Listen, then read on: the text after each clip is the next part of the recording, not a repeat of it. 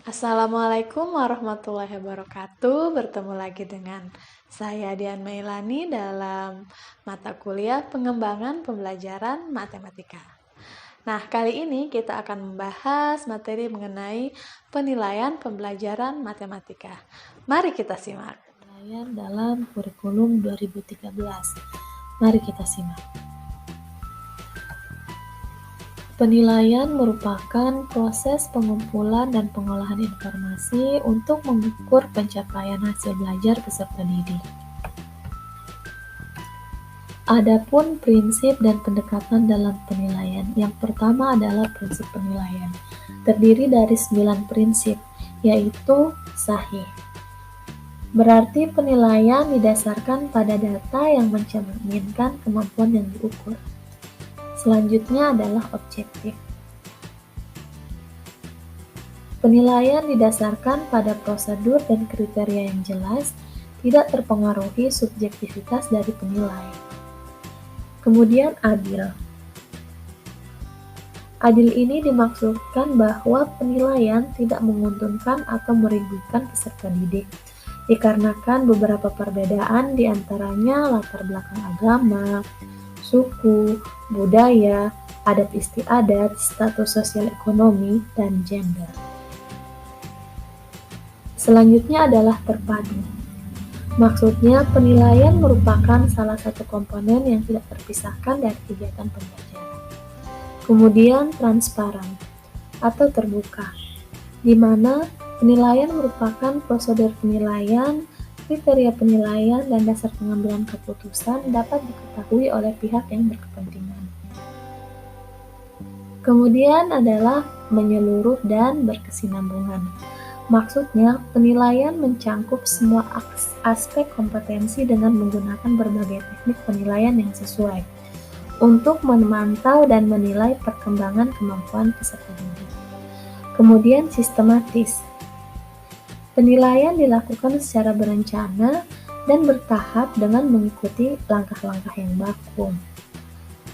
Prinsip selanjutnya adalah beracuan kriteria, di mana penilaian didasarkan pada ukuran pencapaian kompetensi yang ditetapkan.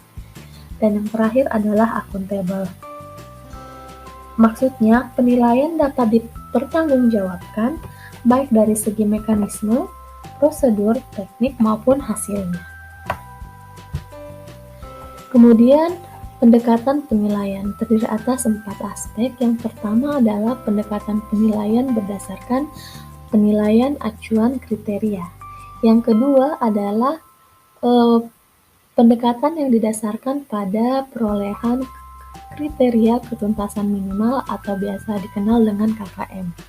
Nah, yang ketiga adalah KKM untuk pengetahuan dan keterampilan di atas 2,66.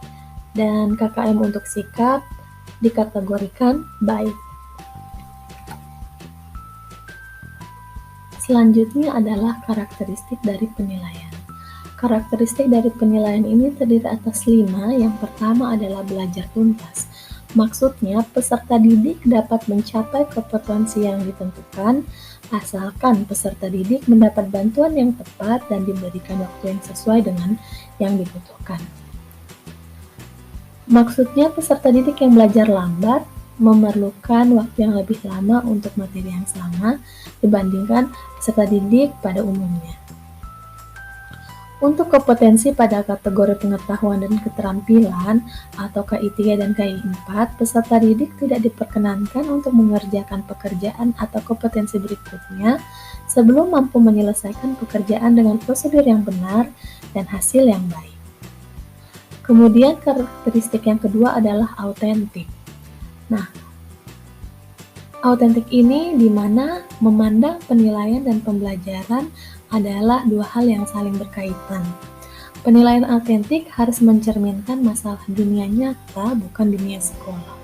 Menggunakan berbagai cara dan kriteria yang holistik atau kompetensi yang utuh untuk merefleksikan pengetahuan, keterampilan, dan sikap. Penilaian autentik tidak hanya mengukur apa yang diketahui oleh peserta didik, tetapi lebih menekankan mengukur apa yang dapat dilakukan oleh peserta didik. Nah, karakteristik penilaian yang ketiga adalah berkesinambungan. Maksudnya adalah penilaian yang dilakukan harus dilakukan secara terus-menerus dan berkelanjutan selama pembelajaran berlangsung.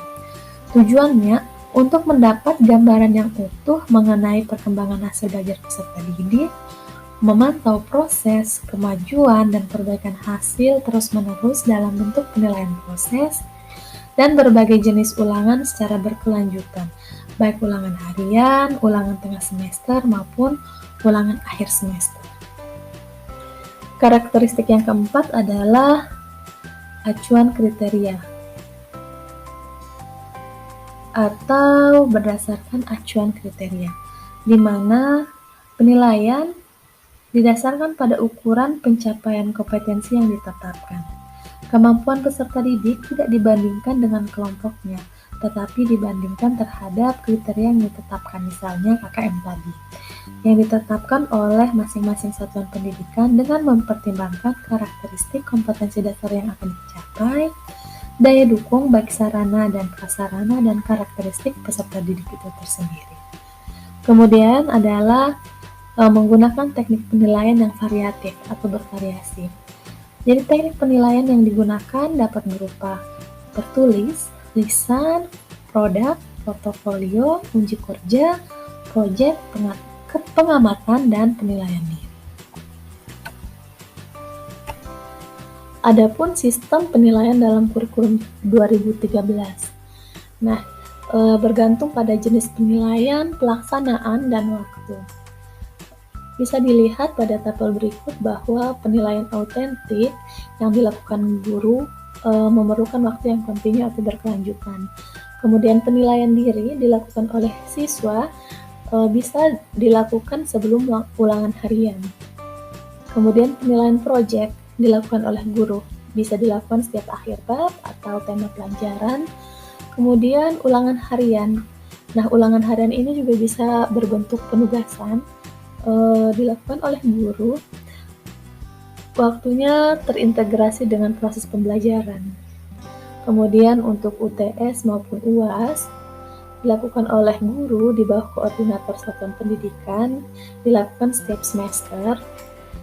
Selanjutnya adalah ujian tingkat kompetensi, dilakukan oleh sekolah. Kemudian waktunya setiap tingkat kompetensi. Kemudian ujian mutu tingkat kompetensi. Nah, ini dilaksanakan oleh pemerintah. Biasanya setiap akhir tingkat kompetensi. Kemudian ujian sekolah dilakukan oleh satuan pendidikan atau sekolah tersebut, dilakukan pada akhir jenjang sekolah.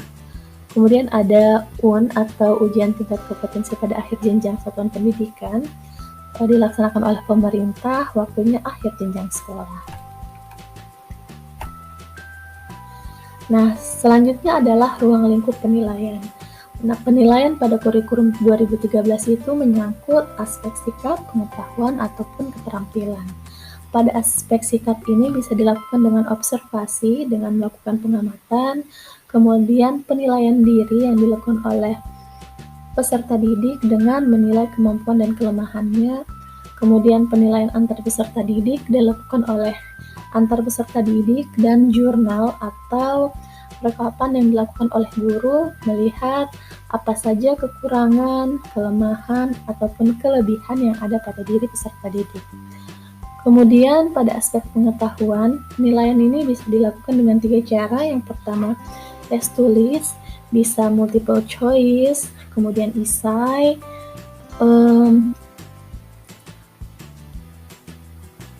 kemudian tes lisan berupa daftar pertanyaan dan penugasan.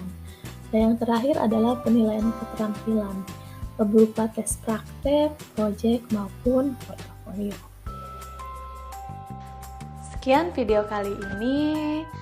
Nantikan video-video selanjutnya. See you next video. Bye-bye.